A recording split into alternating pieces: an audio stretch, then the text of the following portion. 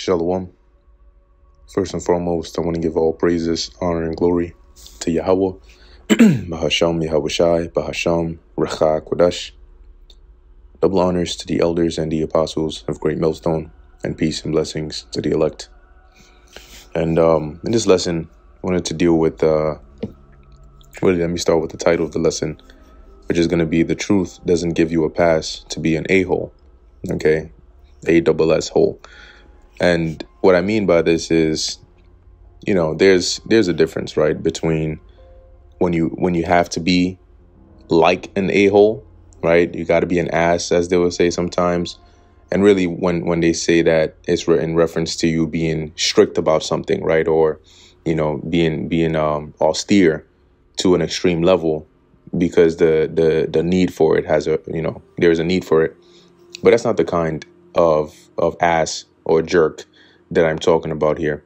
Okay, what I'm referring to here is more specifically the mindset that because, and this isn't, this is something that the Spirit just put on my mind, right? It's not any particular incident that spawned this up, right? At least not that I know of, but who knows? Maybe this is the case, right? And that's why the Lord put that on my spirit. But anyway, the mindset that because you are in the truth, right? Because you are either a teacher or you know about the truth and you pray to the Lord and, you have, the Lord has blessed us with what we could refer to as esoteric knowledge, because it's yes, people know about it, but not many people are really involved in the understanding of it, right?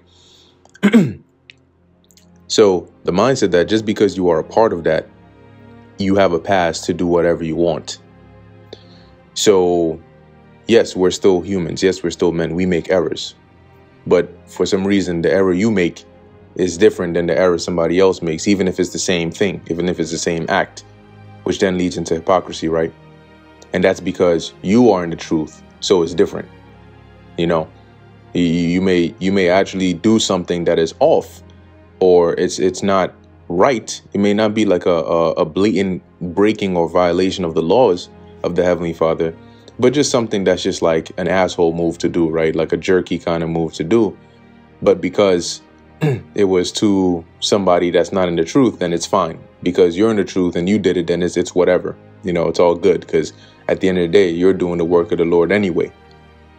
But, that's not right still, right? Regardless, remember, the Heavenly Father is not partial, right?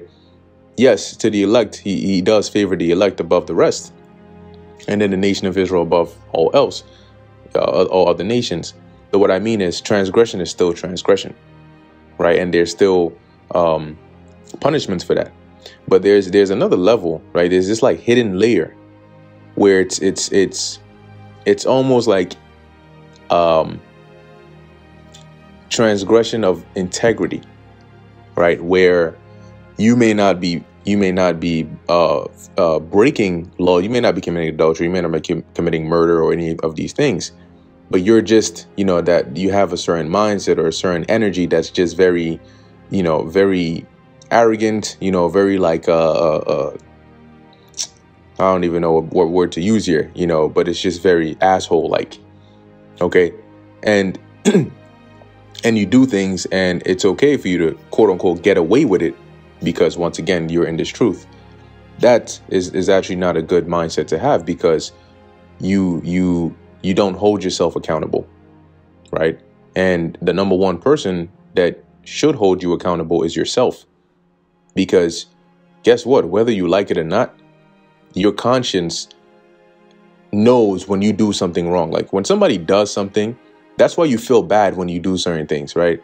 Like there's an accident, somebody either steps on you or something by accident, they apologize, but you still go over the top and overreact and then create a whole scene or lay hands on them or something like that. Meanwhile, it was an accident, they apologize for it, but now you're just doing the most, right? So any regular person would feel bad after that, to be like, damn, I shouldn't have done all that. Like there was no need for all of that. But that is like an example of what I'm referring to here, right? So because you're in the truth, then it's okay. You know, it's okay for you to go ahead and do that. But no, it's not, right? It's not, because these things are a part of what build your character. And the Lord also looks at character, right? It's not just about how well you follow the law, statutes, and commandments, but also about the spirit that you carry, right? Looking at King David, for example, the Lord didn't choose King David because he kept the commandments the best out of everybody, but there was a heart, right? A spirit within him, a mindset that he carried that the Lord saw worthy, which is why the Lord took him from that position of tending to the sheep into the actual king, okay, of Israel, under Yahushua, of course, right? So it's you know, it's sort of one of those like self-examination, you know, kind of things, which is very important to do. Being able to acknowledge your faults. Sometimes you misspeak. Sometimes you say something like, here's another example, right? And this is sort of like a little niche area, because it's treading a fine line here, because it's not like a blatant thing, but then again, it's not a something that doesn't exist at all. It's still there, and we all know what I'm talking about here, right? We all know what I'm talking. I'm sure we've all been there at one point or another. But here's another example. You go home, right? And maybe, you know, you have your woman and whatnot. And we all know what the role of the woman and the man is. We know the hierarchy and all of that, right? Now, you may have a disagreement with your spouse or your woman, but she may actually be correct about the matter. But because you are the man, you then use that to your advantage, to where it's hard for you to acknowledge that what you're saying is not reasonable in this situation. And it hurts your ego too much for you to show the level of integrity that you ought to show as a man of the Lord, right? And settle the situation the correct way. So instead, you rely on the fact that you're the head of the house, and the hurt ego pushes you into a defensive mode, and you try to find whatever you can find to then justify shutting the other person or your woman down. You know, this is just an example that I'm giving here. Shutting her down, even though you know what she's saying is correct or is right. But it hurts more for you to acknowledge that, and to, whether it's apologize or it's like, you know, acknowledge that and say, okay, you know what, that is actually true. I did misspeak, or I did, you know, do too much, and let's actually do it this way, or let's consider it this way. That's too much of a strain on your ego. So you rather just go with the route of, I'm still going to stand on what I'm saying. Forget what you're saying. I'm the man. We do whatever I say we do, even if it's wrong, because that route is still better or easier for me than showing humility. Why? Because you are a weaker vessel compared to me. You know, and that's part of the part that, you know, once again, the ego comes in, and the mindset of, I'm in a position that is superior to yours, so there shouldn't be a reason why I have to now acknowledge my fault to you, or something of that sort. That's the whole point I'm getting across here. But in order to really be a just and upright individual, you know, a king, a righteous ruler, you need to be able to acknowledge those faults. Okay? Nobody's saying go be a pushover or anything of that sort, but even if it's to yourself, just mentally, because here what Babylon does is it conditions you to always get defensive. When you're wrong, it's harder for you to, either maybe you're talking to somebody that is over you and you just need to be quiet and apologize or admit that you're wrong and just, you know, stop it there. But you have to have the last word, because that's what Babylon conditions you to be like. You're defensive, you're wrong, but the way they raise their voice at you, you didn't like it. So now, you know, hey, whatever, F that. You know, that kind of thing. And then you just get into your emotions, and then you end up maybe exacerbating the situation and making it worse. And though whatever event transpired there might not have been on the level of you murdering somebody or stealing or eating pork or some law that you're breaking, the Heavenly Father, Yahawashi, the heavenly host, they see that. And then imagine if they look at each other and they're like, so I'm supposed to set this guy up as one of the rulers?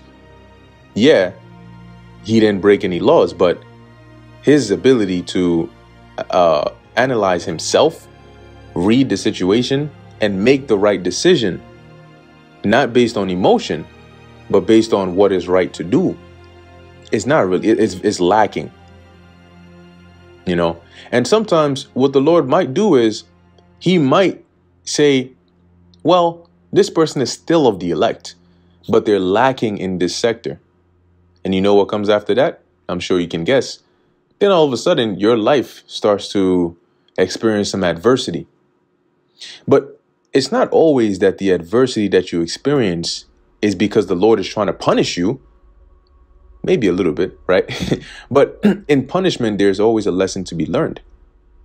So it's not always that the Lord sees that he says this person is lacking in the ability to show compassion, or this person is lacking in the ability to show integrity, to own up, you know, and not just bully their way around because they're in the truth or they're a man or whatever the case is.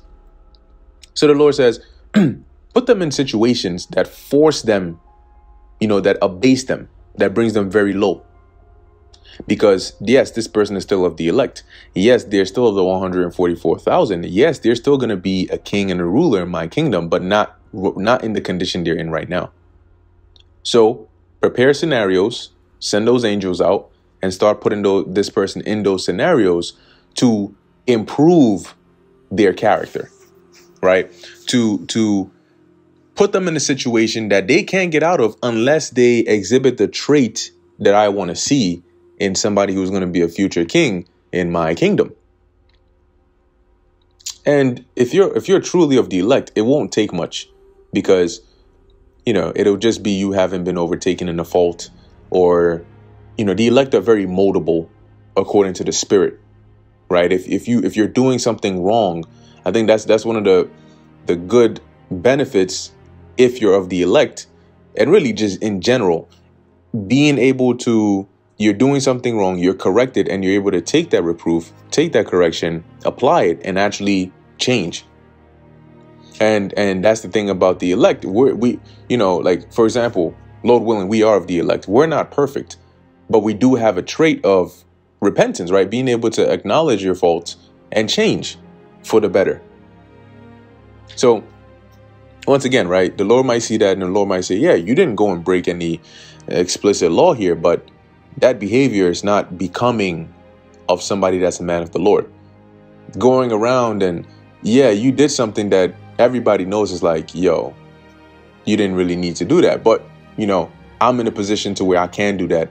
I don't have to explain myself to you. So even if I did something that was off, whatever, you know, what are you going to do about it, right? You know, the Lord sees that, you know, and that doesn't show integrity at all on your part.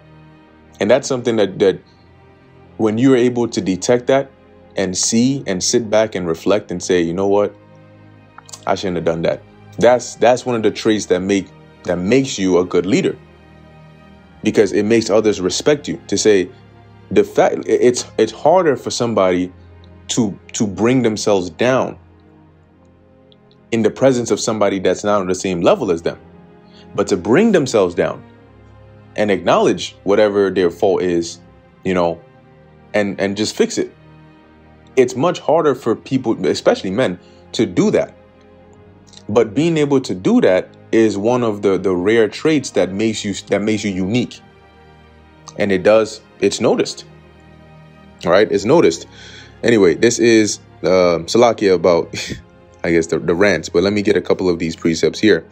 I just wanted to explain, to set that tone before I go into these precepts, so you understand there's no miscommunication here in terms of the point of this lesson. I'm going to start here with the book of Isaiah, chapter 65, verse 2. I have spread out my hands all the day unto a rebellious people, which walketh in a way that is not good, after their own thoughts. And that rebellious people, of course, is Israel. A people that provoketh me to anger continually to my face, that sacrificeth in gardens, and burneth incense upon altars of brick. Now, I do want to mention as well that, going back to the point that I was making earlier, when you behave this way and the Lord witnesses it, it's, you know, it's a bad look up there in the heavens, because you yourself are not faultless. You know, you're not faultless. And so that kind of demeanor, to walk around with that, is kind of like walking as though you don't have faults, that you can do no wrong. So even when you do wrong, you just brush it, you know, sweep it aside somewhere, because who's going to say anything about it, right? Who's going to dare confront you about it? Well, nobody has to, because it shouldn't be people that you're worried about, right? But to the Lord, it's like, hold on, this person acting like before I put the spirit on them to be awake to this ministry, they weren't doing X, Y, and Z. This person is acting like even while they were in the truth, they didn't slip up this many times and do this and then beg me for forgiveness. But now they're walking around here like this, you know, this person that can do no wrong, this holier than thou person.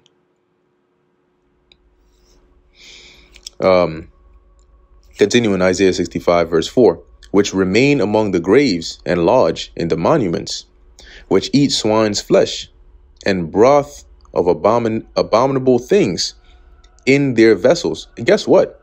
And this is actually a very good, hey, Isaiah 65 and 4, this is a very good precept here. Because people do that today. Now, it's focusing, right? It has the focus on idolatry as well, because those graves, those lodges, the sacrificing onto the different gods, right? That's what they're doing. But you notice it mentions here, they're eating swine's flesh and broth of abominable things in their vessels. Go to Thanksgiving is coming up, right? I guarantee you that at least whatever there's somebody in your family, right? If it's not your immediate family, it's your extended or whatever. But there are a whole bunch of Israelites that are going to be having, and I quote, broth, swine's flesh, and or broth, stew, soup, whatever, of abominable things inside of their pots in their house that night. Whether it's chicharron or, hey, did I even say that right? Hold on, let me not butcher it. Hold on now. For the Spanish speakers out there. Let me see here. Chicharrones. Okay, let me make sure this is right. Yeah, okay. All right. So I am right. I'm not saying the wrong thing now. So here, chicharrón, if I'm pronouncing that right, is a dish that is popular in Latin America and Spain. It's a Spanish word that translates to crackling. The dish is typically made from fried pork belly. That's all I need to see. So back to my point, right? There's that, or what's that other thing that the crazy thing about it is you'll tell them about this, and the second you mention this, they'll like get so excited, their eyes will light up, especially the Northern Kingdom too. Their eyes will light up, you know, and they'll join in and tell you how good it is. Oh, it's so good. Oh, it's so good. No, it's so good. So good. What? There's another one. There's another one that they damn, it escaped my mind. But you know, they make the soup and all those things, and they put these abominable, you know, products in there, these foods, these abominable things in their vessels, and then they go ahead and they eat that, and they sing and they have fun, and then they celebrate Thanksgiving, right? And giving thanks for what exactly? But that's not the focus of this lesson. So coming back, continuing from verse 4 to verse 5, which say, stand by thyself, come not near to me, for I am holier than thou. These are a smoke in my nose, a fire that burneth all the day. So the point, or the reason why I brought out this precept in particular, is because These are people that are literally, right, sacrificing unto idols. They're eating abominable foods. They're actually doing things that are off, that are ungodly. And yet they turn around and to others, they say, get away from me. I'm holier than you. Like, who do you think you are? Right? The Lord said, these are smoke in my nose, because it's a very aggravating kind of look from somebody on the outside looking in. Like, yo, wasn't this person just doing all this, and then they turn around and act like, yeah, that kind of thing. So now, going back to the point of this lesson, you know, you may not be eating pork or abominable foods or worshiping unto idols, or worshiping idols, but your behavior might just be that of, you act like you've never done wrong. You know, like, you're not, like, you haven't ever forgotten and you lit a fire on the Sabbath, or you went and did X, Y, and Z. And you know, the point is, we're not perfect, you know, but more specifically is the things that you are consciously aware of, not the things that you go off and you weren't aware, you didn't intend to do it. But I mean, the things that you know in your mind, come on, that wasn't really necessary, or like that was kind of messed up to do. But it is, and you know what, I'm gonna just do it anyway. It's good. And especially more so, and I think there's a precept on that. I don't remember exactly where it is, but especially more so when it's to people that are without, right? People that are in the world. Then it's like well, if it came down to it, the Lord will pick me over you, because I'm doing the work, you know. So even if I do cut you short, or, you know, as they say, I G you, right, which is to like get one over you, it's good, right? Because you a wicked nigga anyway. Look, if you commit adultery against a wicked individual, be it a heathen or an Israelite, guess what? That's still adultery. You're not justified because they're wicked, because now you're doing wicked things. That's the point that I'm making here. You know, being in the truth doesn't give you a pass to do whatever you want. It doesn't give you a pass to be an ass, right? Not in the sense of being austere, because that's what some people consider. You know, sometimes you got to be an asshole, right? That's different. I mean, being an actual demon, okay? But you're one of those slick demons that nobody can get you because you're going off technicalities and all X, Y, and Z. The point is, it doesn't matter who you're behaving yourself in this manner to, because the Lord looks at how are you when nobody else is around. When you're hanging around with people that are not in the truth, right? You're not around brothers or anything like that, and all of a sudden you know you're this guy who's just like, yo, like, damn, this is how this guy really is. Damn, but then they come on camera and they act all one way. But in reality, this is how this guy, damn, man, you don't seem like somebody I want to be around, man. Because, like, yeah, you don't, that's not something, or, you know, a place you want to be. So that's coming back to this precept, right? Stay away from me because I'm holier than you. But in reality, you're not perfect. So we all fall short. You know, always keep that in mind. See what else I have here. All right, let me go through some of these precepts here. This is 2 Corinthians chapter 13, verse 5. And it reads, examine yourselves whether ye be in the faith. Prove your own selves, right? So be fair, right? Be just. Do the right thing because it's right. Serve the Lord with that's a part of serving the Lord with fear and with trembling. It's not just going through the motions, and then when it comes to, you know, you yourself outside when nobody else is watching you, then it's whatever. There's no difference between how you are now and how you were in the world. But as it says, as the Apostle Paul said, examine yourselves whether ye be in the faith. Sometimes you think you are when you're not. And sometimes you may be very, very borderline. You know, you may be very, very borderline and you don't even know it. Guess what? You could literally do the same thing that you did when you first came into the truth, like physically, and you've been doing it ever since, and still get progressively worse in terms of understanding on the leaderboards, if you want to put it that way, right, of the Lord's list. Why? Because eventually it goes past, right, really not even eventually. It's always also not just the physical, not just the outward, but the inward as well.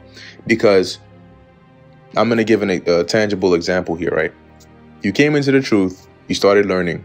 You would read your scriptures. You would pray consistently. You would do your lessons. You would be consistent going out there and teaching the words of the Lord. You would be consistent doing your best to follow the ways of the Lord, stay away from wickedness, and, do the things that pleases the Lord. These are actual acts that you would do. And even till this day, you do those things. So why would it be that today you are closer to the Lord bring some harsh judgment upon you than you were when you first came into the truth, even though you're doing the same thing? Because the mindset you had, the motive, the drive, the spirit you had when you did it, when you first came into the truth, is not the same that you have now.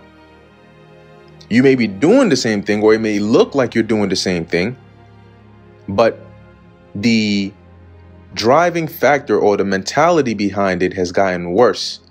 Because when you first came into the truth, you did it, genuinely, willingly. You did it because you were zealous, because you actually feared the Lord. And then maybe somewhere along the lines, you got complacent. You got lackadaisical. You got weary.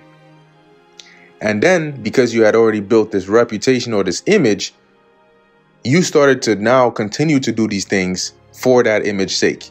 Because if you stopped, somebody was going to get on you. A video was going to be done on you. People were going to be like, yo, what happened? Why is this person getting lukewarm? So you continue to do it anyway. But not because you have that fervent zeal for the Lord, not because you sincerely fear the Lord, but just because. That's a case where you're doing the same things, at least it looks like you're doing the same things, but your state of mind is not the same. And that's where you find out how important it is for your state of mind to be in the correct place. And once again, what happens when you find yourself in a situation like that? The Lord can show mercy. And by mercy, I mean he brings some corrective judgment upon you. The point of the corrective judgment is to sort of jumpstart your inner state, like a battery that's dead and you're jumpstarting it. To spark that fear again. That reminds you of that fear you had when you first came in to serve the Lord. Or the Lord might just let you go and then you just get worse and worse and worse. You fall off the path and then eventually you end up somewhere. So this is why it's very important, going back to 2 Corinthians 13, to examine yourselves, right? Always examine yourselves. Are you doing what you should be doing? Are you trying to cut corners just because you think you can get away with it? Are you not doing what you should be doing, but nobody's going to say anything about it? Nobody's going to, as the world would say, press you on it. So it's whatever. In actuality, right? One of the most coveted positions, and yet the most stressful and dangerous positions, is being at the top, or being a leader, or being the head of something. Why? Because the more you go up, and you see this in movies and books and TV shows and whatnot. When you and this is for anything, fighting, boxing, clubs, jobs, whatever it is. When you first start entry level, you have all these guardrails. People are watching you. You make a wrong step here, there's somebody there to correct you. And they're not afraid to do it because you're the most junior. So it's easy for anybody, to like, hey, no, don't do that. And they'll tell you straight up how it is. And then as you continue to grow in whatever it is, whatever field it is, whether it's a career, whether it's the truth, whatever it is, right? As you continue to grow, then that correction, it may still be there, but it becomes less and less the more you go up the ladder. Why? Because the more you go up the ladder and the closer you get to the top, to where eventually you are at the top, if you're not around God-fearing and honest, godly men, then you now have to be the only one that is keeping yourself in check. Because now there's nobody you look up at, right? Physically, that is, right? That is then going to tell you, hey, you ain't supposed to be doing that. Because everybody else is going to be like, yo, hey, once again, that's that. And that's the danger of being surrounded by people who are a respecter of persons. Because they won't tell you or check you in a respectful manner when you do things that are off, because there's that respect of persons. Damn, this person, man. I mean, that's kind of, I don't know, man. But nobody says anything. And if the Lord doesn't have a strong spirit upon you, you don't have anybody that's checking you and making sure you're on point, and you're not doing it yourselves. Once again, going back to 2 Corinthians 13, why it's so important to examine yourself. You're not doing it, and nobody else is doing it because they're all, let's say, under you, and they fear to say something about it. What's going to happen when eventually you start veering off and you start going in the wrong direction? And then there's nobody there to say nope. Just like when you first started, there was somebody always there to keep you on track. You're not checking yourself and nobody's checking you. Now eventually you fall off. Right? So when people on the outside looking in, it's always like, oh yeah, hey, damn, this person has all this respect and this reverence and so on. But there's a lot that this person has to think about and do to make sure that they're adhering or keeping up to or living up to the standards of the Most High who put them there. But those are the internals that you don't see. And you know, like the saying goes, you know, you wouldn't last a day in my shoes, like they say. You would think, oh, let me try it out. A couple hours later, you find out that this is not what you want. You know, so anyway, let me finish this verse. So it says here, know ye not your own selves, how that Yahawashi HaMashiach is in you, except ye be reprobates. So if you're a reprobate and you're not able to properly assess and judge correctly, the Spirit is watching. The Lord is watching. And it's not always that the Lord is going to intervene right away.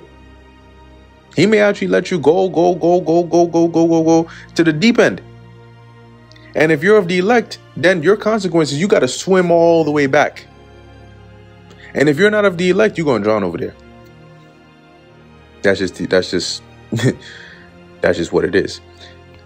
Now, this is the book of Psalms, and Lord willing, the point of the lesson is making sense. You know, don't want to just to talk, but hopefully the point is making sense, or it's getting across. This is Psalms chapter 25, verse 21. It says, "Let integrity and uprightness preserve me, for I wait on thee." See, so you may not be perfect, but you're honest with yourself, with the Lord, and with those around you, and you own up to your faults, right? That you're pure, you're honest, you're sincere. And you may go off from time to time, but it's easier to forgive those faults because you're actually trying, right? You know, and like I said, you actually gain a lot more respect when you're able to acknowledge those things. You know, because one way or another, like going back to the example I gave with, you know, you have a disagreement with your spouse, but you get the last say. So you know you're wrong, but now you're too deep into the argument. You're upset. She's upset. You know she's right. She knows she's right. But you can't show face. You can't show that, right? So you keep it as is. Now, it doesn't mean that in the very moment, you know, everybody's heated. You know, you just humble down like a puppy dog, right? No, you may just need time to cool off. And when everybody's calm, you just have a conversation about it. You know, because at the end of the day, the correct decision is what matters in that scenario. But if you just stick to that, oh, hell no. You know, there's no way I could be wrong. Why? Because I'm above you. So we're going to do it this way anyway. Then you go and fuck it up. right? Excuse my language, but you're going to mess it up. Now it's far worse, because now this person has lost a lot of respect for you, because they're going to be able to sense that you know what you're saying doesn't make sense. And yet you're dragging us both into this shit. Now we're in this shit. You're digging a deeper and deeper hole for us, when all you had to do was just, even if you didn't want to acknowledge that I was right, at least just do something else. But to drive us into the midst of the fire just because you want to be right, you want your point to get across, that you lose far more respect that way than if you just make the right call, do the right thing. All right. This is only a couple more. This is Proverbs chapter 11, verse 3. The integrity of the upright shall guide them, but the perverseness of transgressors shall destroy them. See, in verse 3, it says, honesty guides good people, dishonesty destroys treacherous people. But that's very key right there, right? The integrity of the upright shall guide them, and it'll make you better. You learn. That's the name of the game, right? We're all learning. The best teachers, right, the best teachers are great students, or great teachers are the best students, however you want to go with it, right? But we're always learning. We're always learning. But that, as we just read, the integrity of the upright shall guide them. Because there's a reason why the Lord gave you really a conscience, but even better now is the Spirit, right? The Spirit infused in your conscience, having wisdom that'll meet you at every thought to filter and vet those thoughts, and have you get used to doing things not the way you were raised in Babylon, but the way that you should do it. Right? Or always remember, there's always a third party, and that's the Lord watching. The Lord is always watching. Let that sit on your conscience. So whenever you find yourself in one of these situations, just know that it may look like it's just you and this other person, but the Lord is watching to say, they're right. Or you shouldn't do that. This person has 6 apples, and he's being mad stingy. And I just asked him for one, like, just give me one. And dude is like, nah, I ain't giving you 9. So when he wasn't looking, I slipped one into my jacket and then I left. He's a ninja anyway. Most I was going to destroy him anyway. So it's just an apple. I took it. Yeah, but it's not yours. You stole it. You didn't take it. You stole it. Right? Is that why was it really that needed? These are the little examples that I'm referring to here. Okay. 1 Peter 2. Let's go there. That'll be the last one that I get. All right. This is the book of 1 Peter chapter 2, verse 19. And it reads, here it is. For this is worthy if a man of conscience toward God endure grief, suffering wrongfully. For what glory is it if, when ye be buffeted for your faults, so when you're beaten or punished for something you actually did wrong, ye shall take it patiently, right? It's not really much glory in that, because it's you did do something wrong. That's why you're getting punished for it. You're not going to get a cookie because you took the punishment. But here it says, but if when ye do well, if when you actually do something right and suffer for it, but you're getting punished for it, ye take it patiently, this is acceptable with God. And this is one of the hardest things to do. Why? Because it's still tied into that defensive factor. Everybody, America makes it to where you're wrong, but all of a sudden you feel like you have to be right because you're in your feelings, or you got your defenses up, right? So, as it says here, if you do right and you're suffering, that's called suffering wrongfully, right? You suffer for it, but you take it patiently, understanding that the Most High is the true judge and he'll bring everything to light in due season. That is acceptable with God, because that takes a very, very special kind of mindset, a very special kind of spirit to be able to do that. Not many people can do that. People would rather tear up the whole house. They would rather flip and destroy everything to prove their point that hell no, ain't no way I'm actually doing something that's right and you're going to accuse me of doing something wrong and I have to suffer for it. Hell to the no. I don't care who you are. You must have lost your mind if you think I'm going to endure that. That's the easy route. That's the route most people would take. The question is, would you be able to take the other route? Given the circumstances, I mean, you'd have to ask yourself that. But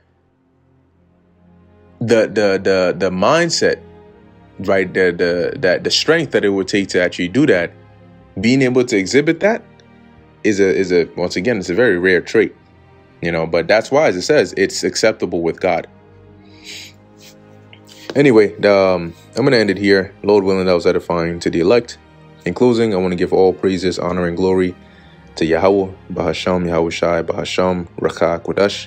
And until next time, Shalom.